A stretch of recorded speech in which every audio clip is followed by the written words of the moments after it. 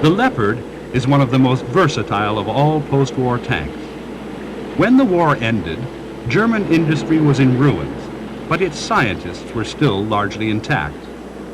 Whereas British, American, and Russian tank technology was tied to the past, the Germans were able to rebuild from scratch. Germany's experience of armored warfare was far more extensive than that of the wartime Allies, and they used the experiments and mistakes of both sides to come up with one of the most versatile of all post-war tanks. The Leopard 1 is of conventional design, with hull and chassis surmounted by a fully revolving turret.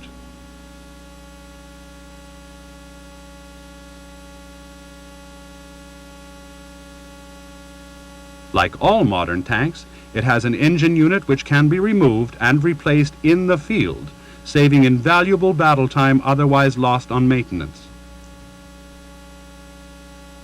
The transmission system is a similar module which can be changed quickly. Main ammunition stowage for 42 rounds of 105mm shells is at the front.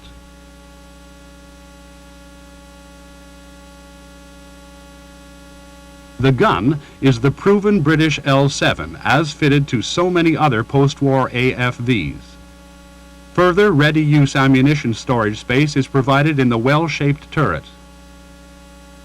This also incorporates a coaxial and an anti-aircraft machine gun. The original Leo 1s had cast turrets, but after an interim period of adding on applique armor plates, these were eventually replaced by a welded design featuring spaced armor.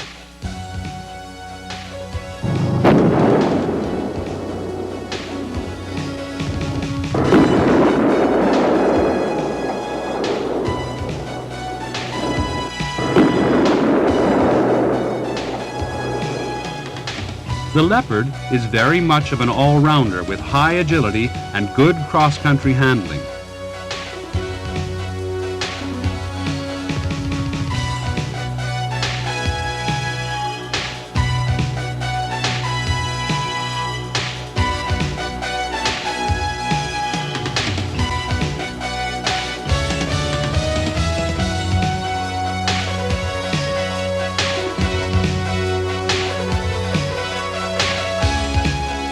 After suitable preparations, Leo 1s can ford rivers up to 13 feet deep, the commander giving the driver instructions from the top of his wading trunk. This is not a new idea. Panzer IIIs were similarly equipped during the Second World War for the planned invasion of Britain, which never came off, although they did see valuable use later in Russia.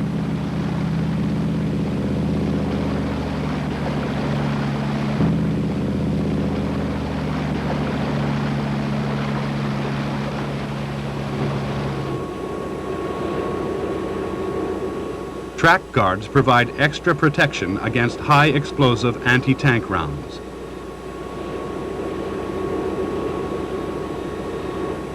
Mud and snow groutsers are routinely carried on the glacis plate and can replace the rubber track pads when required. The German Army remembers the problems its tanks had during the Russian winters.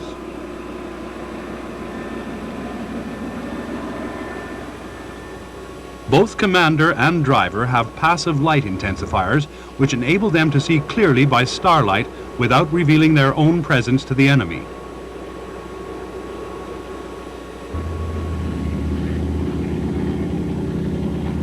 Because it weighs only 40 tons, the Leopard 1's 830 horsepower engine gives it extraordinary agility at a top speed of over 40 miles per hour.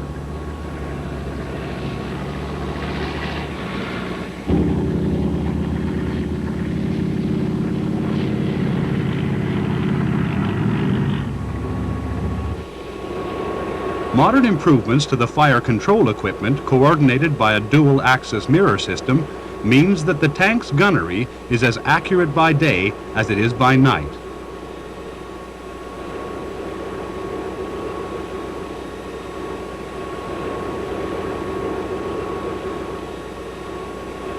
A laser rangefinder is now also being retrofitted as standard, which improves the chances of a first-round hit.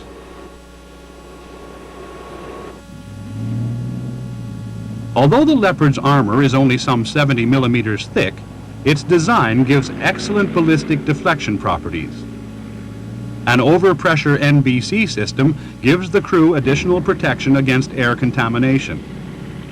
Leo 1s are also provided with smoke grenade launchers to provide rapid screening in the event of a surprise attack.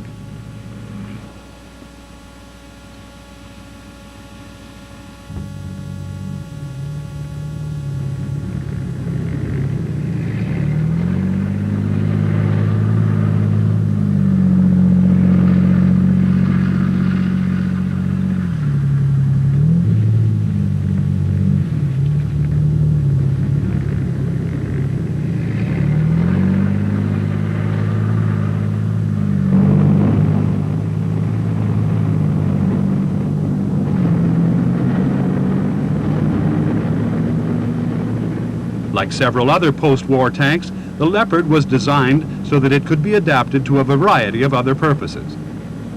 One is the Panzer, an armored recovery vehicle with a powerful winch for hauling other stranded AFVs out of difficult situations.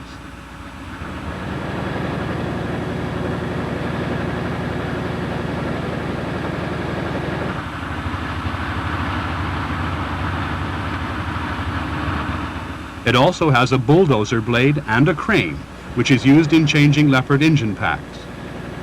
The Panzer normally carries a spare engine on its rear hull for just this purpose.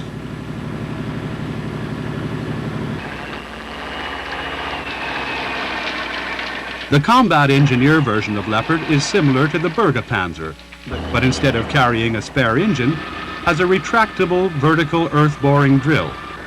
It is also fitted with a dozer blade.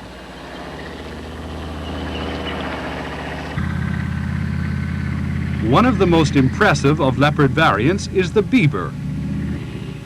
This is a vehicle which can lay a 66-foot bridge capable of carrying all NATO tanks except the weighty Challenger. It is unusual in that the bridge is extended horizontally rather than unfolding through 180 degrees. This helps conceal the vehicle from the enemy.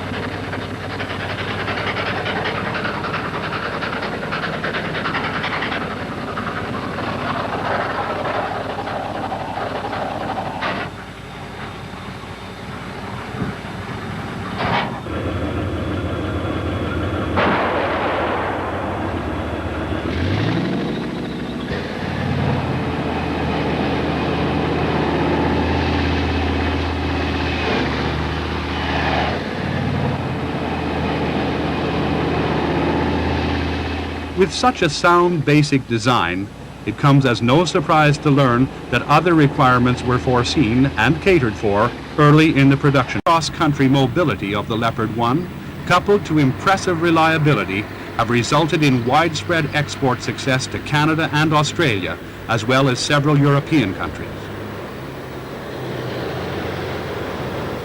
The 105mm L7 gun is still one of the world's foremost tank busters, even though it has been overtaken by other more powerful pieces.